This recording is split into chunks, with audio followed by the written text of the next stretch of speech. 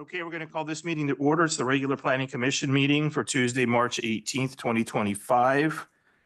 Roll call, please. First, I'd like to make an announcement. Hello? Announcement that I have the chair and vice chair incorrect on the agenda. So it's Chair Teddy Zamora, Vice Chair is Michael Sid Alterman. So roll call, Chair Zamora, Here. Vice Chair Alterman, Here. Commissioner Stewart, Here. Commissioner Basso, Here. and Commissioner Dynan. Our conflict of interest statement states any planning commission member or staff who has a direct conflict of interest on any scheduled agenda item to be considered is to declare the conflict at this time. Okay, seeing none, our public comment period. At this time, members of the public may comment on any item not appearing on the agenda and within the subject matter jurisdiction of the Planning Commission Board. Individual comments will be limited to a maximum of 3 minutes, or as stated by the presiding officer, and time cannot be yielded to another person. Under state law, matters presented during the public comment period cannot be discussed or acted upon. For record purposes, state your name and city of residence. Please make your comments directly to the Planning Commission members. Do we have any public comments?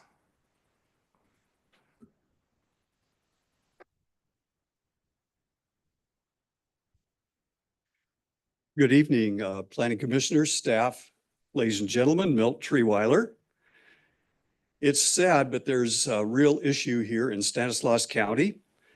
It's hard to understand, but there are people here in Stanislaus County who are scheming to destroy the future for our children and our descendants. Their plan is to build more houses and bring in Bay Area people to live in Stanislaus County. This farmland in the MID and TID irrigation districts of Stanislaus County is the best farmland in the world. Once you build houses on this farmland, you will never be able to grow food on it again. This would be irresponsible, and our children and descendants would have to suffer for the bad decisions we're making today. We're educated people. We don't need to make bad decisions. There's not 1 acre of farmland in some entire states and even countries as good as the farmland in the proposed Riverwalk project area here in Riverbank on the west side, or as the farmland north of Turlock, or as the farmland areas all around Modesto, Ceres, Houston, and Salida. Stanislaus County farmland can grow food for hundreds of years because we have the best soil in the world, prime farmland soil. We have water because of MID and TID. The dam is at 76% capacity right now. There's plenty of water. And we have a Mediterranean climate. Total U.S. farmland is steadily declining as farms become subdivisions. The combination of population growth and farmland loss due to the fallowing of land in the San Joaquin Valley has resulted in an alarming decline in the amount of farmland in the Central Valley. We're going to have to fallow another 900,000 acres of farmland south of Stanislaus County. I don't think some people realize or know how good our farmland is. In the entire country of Japan, they can only grow 38% of their food they need to eat. They have to import 62% of their food to survive. There is an abundance of poor soils in the wasteland in California for the developers to build houses on, like the Altamont Pass area, or the area just east of Oakdale. There's also the large landmass area west of Patterson along Interstate 5 and in the Fairfield area along Highway 12. We are not a bedroom community for the Bay Area. We are the breadbasket for our country. We must be good Samaritans and good stewards and conservationists for our children and descendants, since they cannot do this for themselves. Now is the time for us to save the farmland.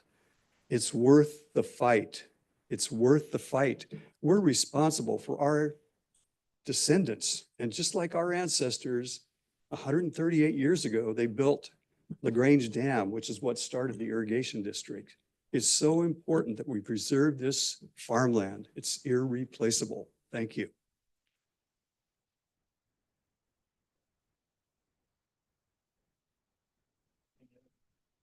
Any other public comments? Okay.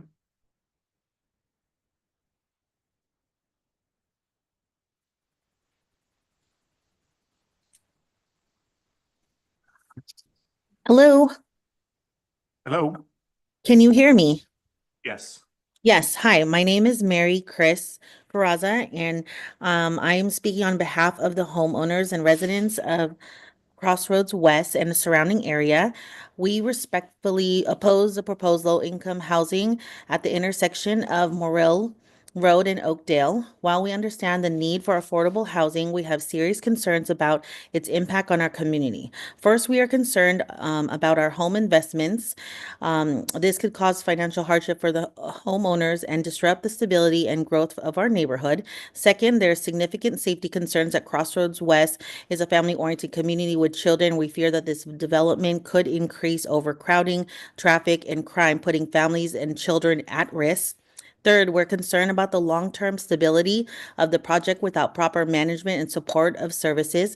This development could create ongoing issues that disrupt the stability of our neighborhood. Fourth, this development would put a strain on local schools, services, and resources. Our schools and emergency services are already operating at capacity. Adding more residents without additional resources would burden our local infrastructure and reduce access to essential services for current residents. Finally, we urge that the city consider alternative solutions, that the funding that is available of $1 million to be directed to establish programs like the Sierra House. We ask that the city reconsider this development and explore other solutions that promote responsible growth and protect the well-being of our community. Thank you for your time and attention, Planning Commission. Thank you. Any other public comments?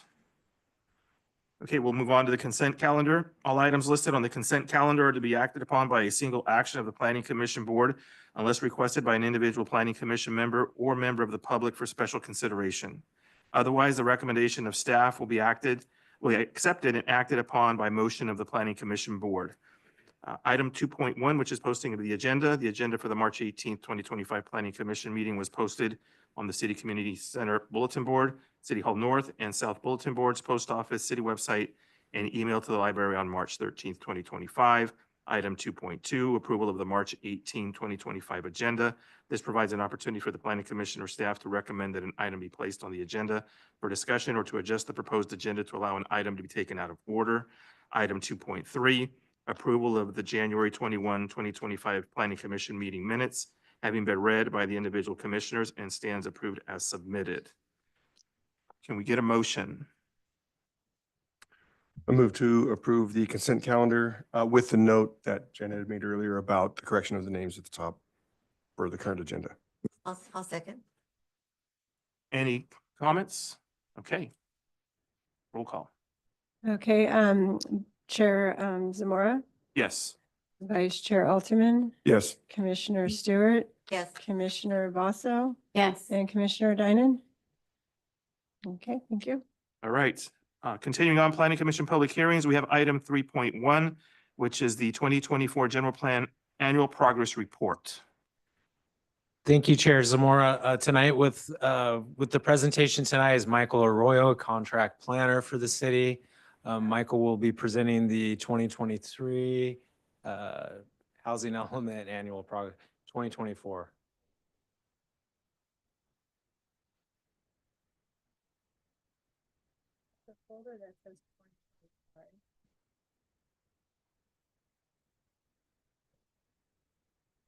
Annual report, so it's pretty similar. So.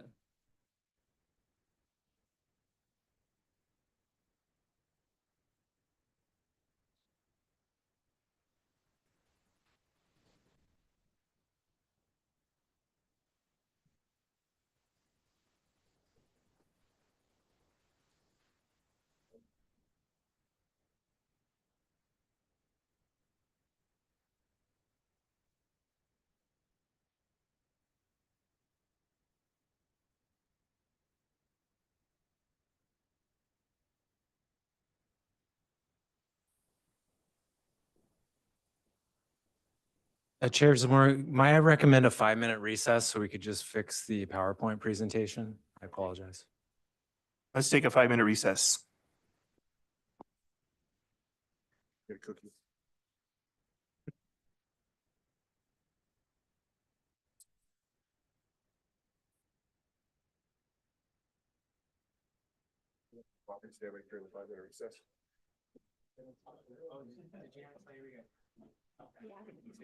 Yeah, no caffeine or sugar. Too late in the day. Armando.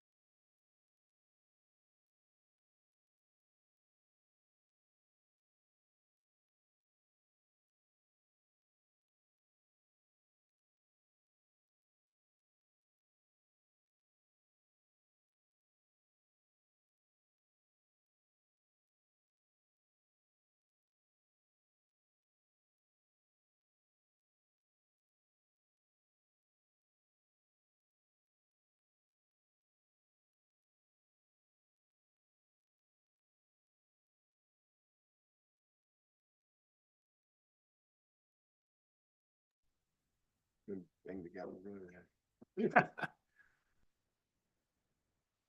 All right, this meeting's back in session. The mic is not on. All right. Good evening, Commissioners. Good evening, Chair Zamora.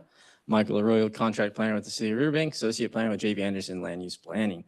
So for your consideration this evening is the General Plan or Housing Element Annual Progress Report for the calendar year 2024. So 1/1 to 12/31.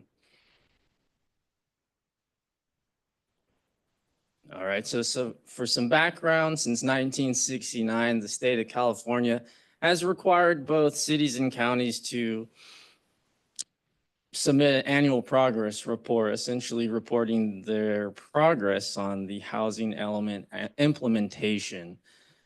But more specifically, the progress that's made in meeting their regional housing needs allocation. Now, as a commission, I know you all are acutely aware or very well informed on the housing element update. We'll cover that a bit more in the presentation, but essentially, the update is the foundation, and this stems from that, right? So all the work that you've all been doing in the update, this will result, basically, the report out of that. So essentially, while the city doesn't have an adopted certified housing element, 6 cycle, the state still requires the progress that's made to be reported.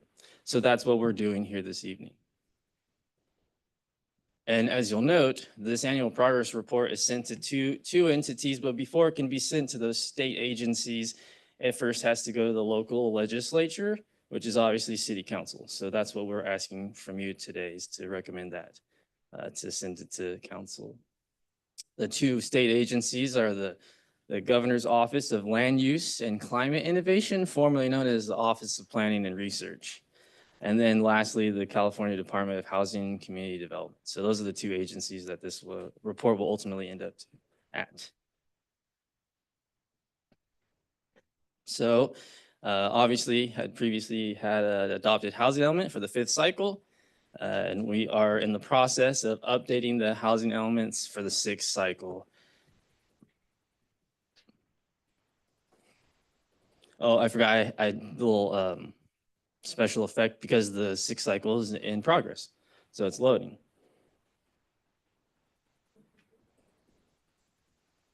All right. So similarly, you guys are all well acquainted with the housing element cycle process update. You all should be well aware of these projects because you all approved them, right? So the city received one general plan amendment, which also included a rezone and an architecture site plan review. That was for Heritage 2 at Claus and Patterson. Thank you. And then also the city received 4 architectural site plan reviews. So 2 were approved, or 1 architecture was approved, and then the general plan amendment was approved also. 3 of the architecture site plan reviews are still in process, essentially. So on the far right, you can see the number of units that were approved. 47 units were approved with Heritage 2 and 22 with the Countryside 3 development application. And all of these numbers will be reported in the progress report. So in conjunction, as it relates to new home construction, 179 building permits were issued specifically for new dwellings. Of those 179 that were issued in 2024, 59 permits for single-family dwelling units are still open, while there are 8 permits that are open for accessory dwelling units. And below that, you can see the progress that the city made in completing construction on the permits that were issued. Obviously, the building permits that were completed, it's greater because there were building permits issued in previous years, but these permits are also reported while they were issued in the previous cycle. They're accounted for in the 6th cycle housing element annual progress report. And so I wanted to make a point, and this is related to the regional housing needs allocation that the city was allocated, the 3,591 units in sum. So it's broken down by income categories. So you can see that from this previous slide, these were largely for single-family dwelling units, the 179 building permits on the top, less the 8 permits for the accessory dwelling units, okay? So the single-family dwellings fall in the category of the above moderate income, okay? So if you refer back to your, the staff report, it reported erroneously only 5%, in part because the forms that the city has to document is forms that are provided by HCD. So there's an accounting error on my part, essentially. And so I wanted to rectify that. And ultimately, in the annual progress report that's sent to council and to those 2 agencies, will reflect the appropriate and correct numbers. So you can see, though, that there were obviously no progress made for the very low and low income, meaning single room occupancy, multifamily, et cetera. But then the moderate income covers the accessory dwelling units, while the above moderate income is accounted for in the single family dwellings. And so this is one of the tables and those HCD forms that are provided to the local jurisdictions to input the statistics. So you can see on the far left side, the green column has the by income category, the number of units that are required. I know you guys are all very familiar with these, of course, but just for everyone that's in attendance this evening, are the regional, on the left side, the regional housing needs allocation by income. Yep, thank you very much. The income category, very low, no progress. So the remaining on the right side equals 970, 970, 672, 672. And then as we move down, we see that those 8 accessory dwelling units are accounted for in the 2024 calendar year, because that's what we're considering. And then those 179 above moderate income, above moderate units that are accounted for there. Thus, it reflects on the right side, the column 1,070 are remaining for the above moderate income category. Thank you. So this progress report, it's not considered a project by CEQA, California Environmental Quality Act. Thus, there's no action needed to recommend this to council and to the state agencies as it relates to CEQA. So staff's recommendation is that you, the Planning Commission, adopt the resolution recommending the council to receive this progress report and then authorize staff to transmit it to these state agencies. And with that, if you have any questions, I'm happy to answer any questions. We have one comment from the audience.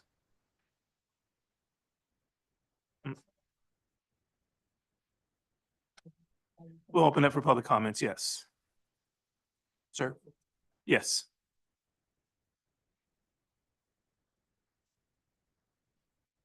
Again, Milt Treeweiler. I believe you can understand what I'm talking about or what I was talking about previously. We are not building the type of homes that we really truly need here in Stanislaus County.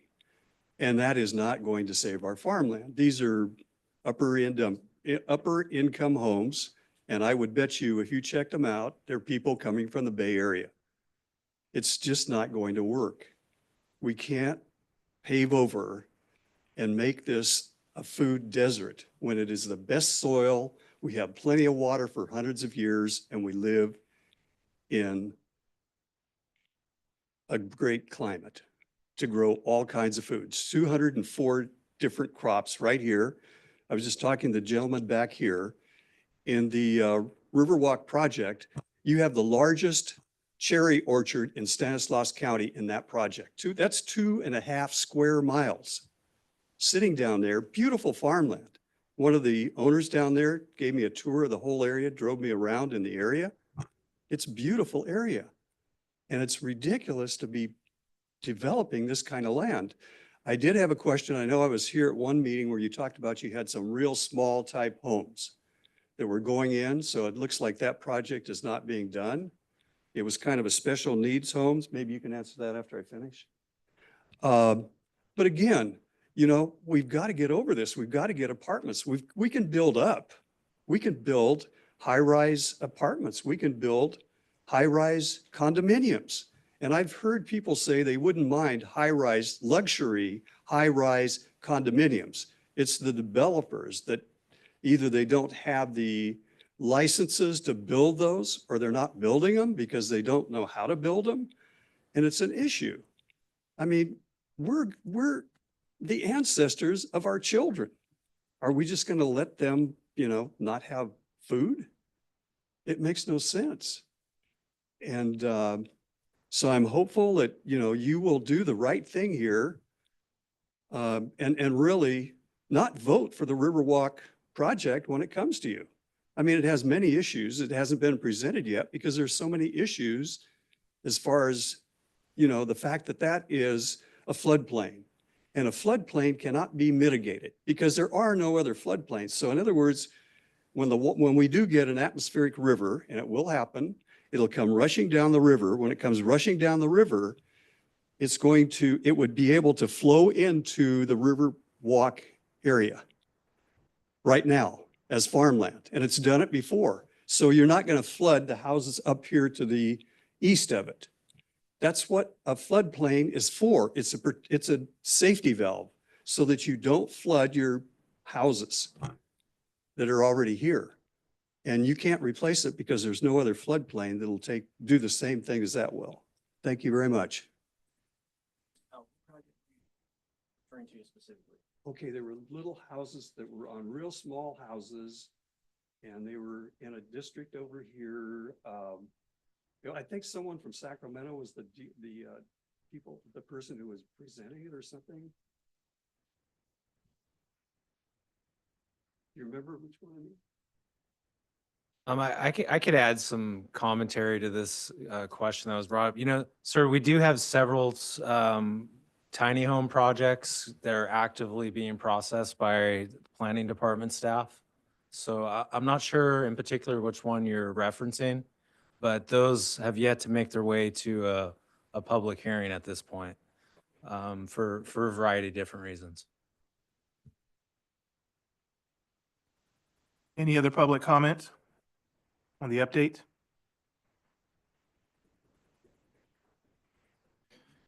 Okay. Yes. On the development application. Can we first close the public hearing? Okay, we'll close the public hearing on the update for the housing element. On the development applications chart, you're showing apartments, Sierra Village, Sierra Triplex. Are any of those very low or low income projects? The triplex and so ASPR 10 and ASPR 07 would qualify for moderate income as they're multifamily. My second question is then, is there negative blowback from the state when we show no progress at all for very low and low income projects? No, absolutely not. This is just like in grade school, you get a progress report, though there are consequences for that. So maybe not analogous necessarily. But no, there's no consequences if you don't make any progress as it relates to any income category. As I always say, the market bears what the market bears. And really the city and city staff just facilitate development, right? We can't require that any applicants, if they come in for single family dwellings, and we say, no, if it's consistent with the general plan, consistent with the zoning ordinance, then we process those, right? Because it's already been analyzed for environmental impacts, et cetera. So with respect to any income category, there are no consequences for the city. It's just pertinent that we report progress or no progress to the state agencies. Thank you.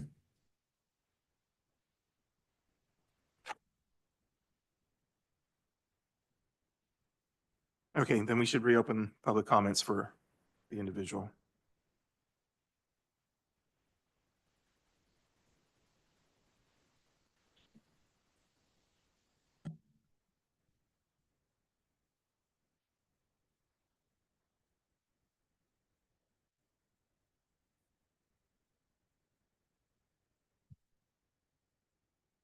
Okay, is there a name?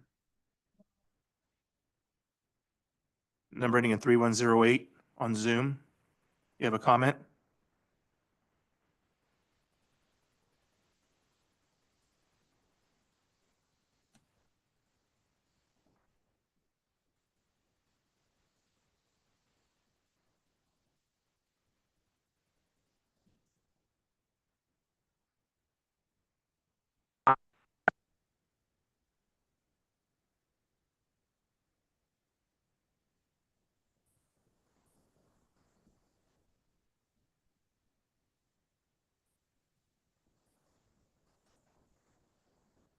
Mrs. Halbert, you could go ahead.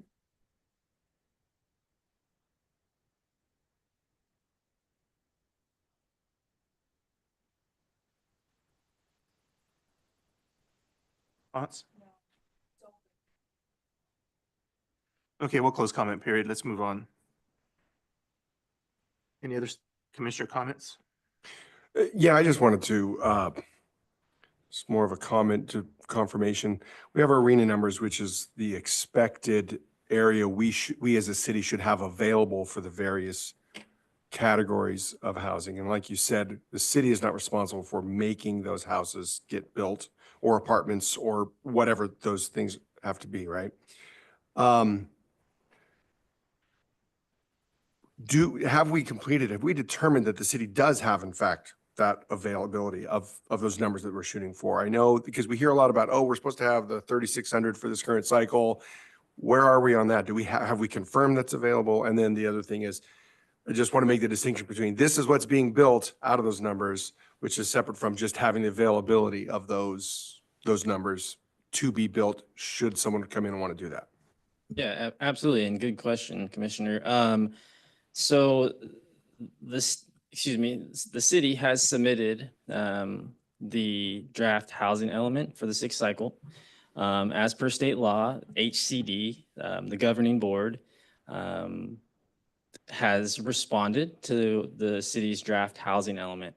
And so now the next step, they had 90 days from submission of the city's draft housing element. So they have reviewed it and they've provided comments, essentially asking the city to provide more, well, actually both qualitative and quantitative analysis. So the city has identified sites to be rezoned, and through that, and then also the vacant and underutilized sites, that shows that, hey, the city's not going to build these projects, right? But the city does have enough space to allocate, to facilitate those numbers, right? Whether that's just strictly through vacant, underutilized lands or through the sites that are going to be potentially upzoned to have a greater density. So that's where we sit with the sixth cycle housing element.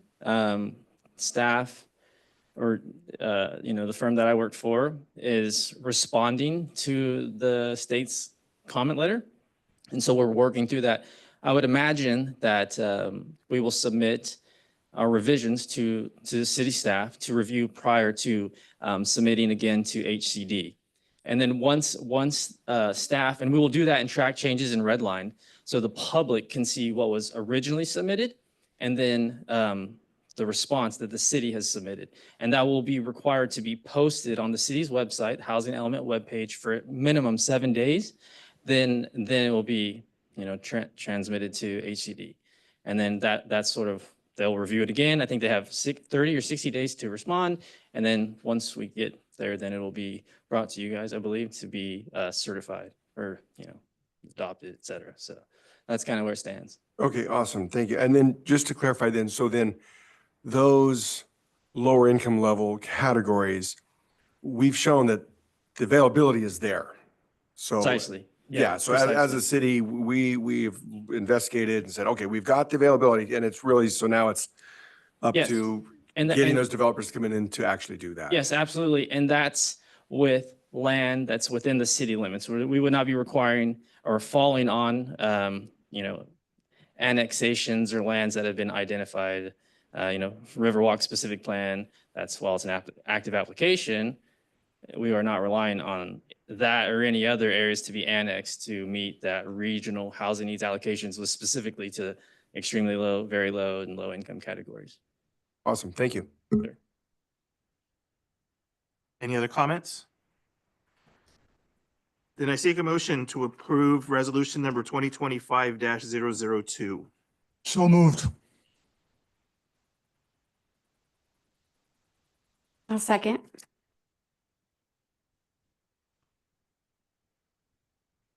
Okay, Chair Zamora, Yes. Vice Chair Alterman, Yes. Commissioner Stewart, Commissioner Vasso, Yes. and Commissioner Diamond. Yes. Passes 5-0. All right. Moving on, any planning commission comments? I just got one, and most everybody in the public already knows this, but the construction on North County Corridor is supposed to break ground next month.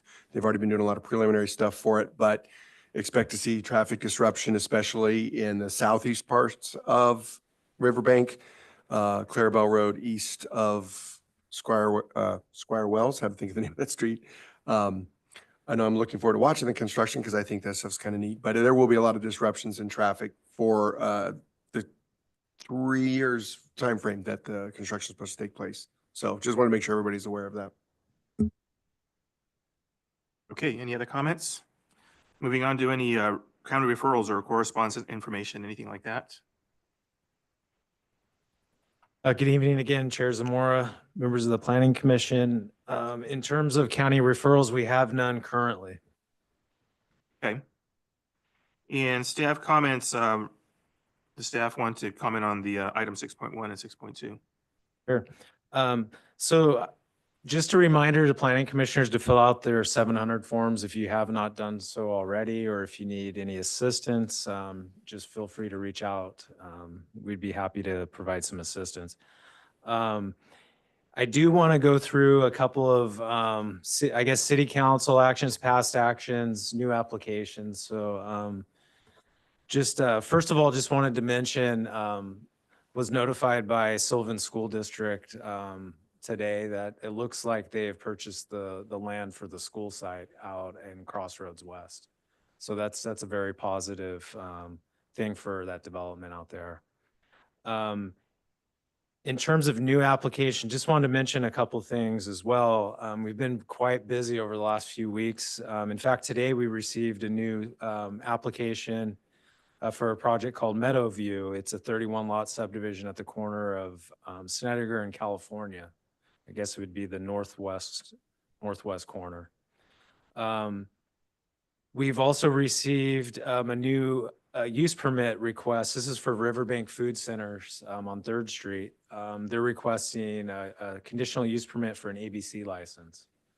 So again, this is something this commission will see in the near future. We also would probably be seeing in the next 1 or 2 meetings, there's a house in the downtown area that is looking to convert the house to an office use. So by the downtown specific plan, there's a requirement to come through this commission to get that approval. In terms of active construction that's going on in the city, I just wanted to point out a few things.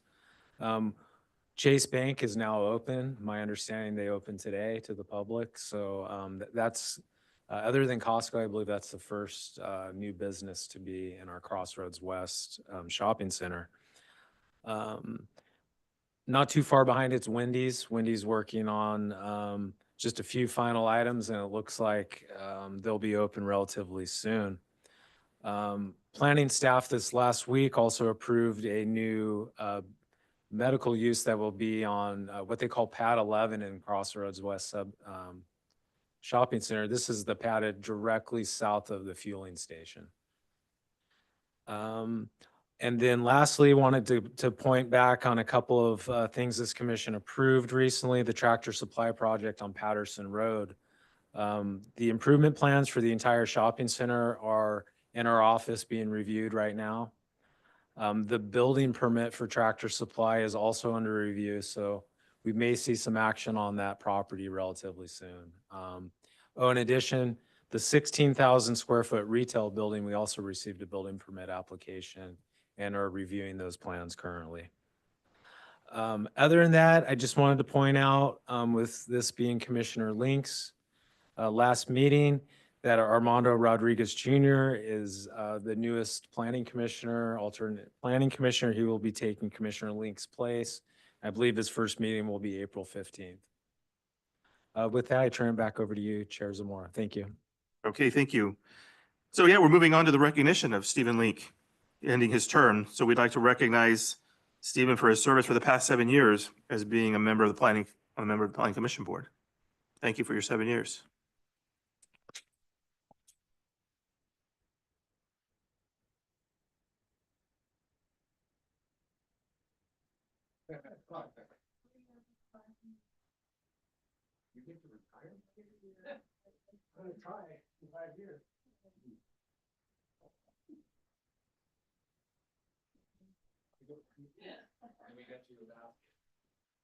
But you just get the basket, the rest is your thing.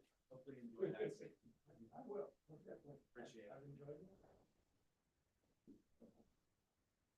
Mr. Steve. I'll be a stranger. I'll come in attendance. There you go. Thank you, Steve. And then also, present here this evening is going to be your replacement. Armando Rodriguez Jr. is here in the audience as well. Who will take that position next month. Okay, that ends all the items on the agenda. Meeting is adjourned until our next meeting, April 15th at 6 p.m. Almost said 5:41, but it's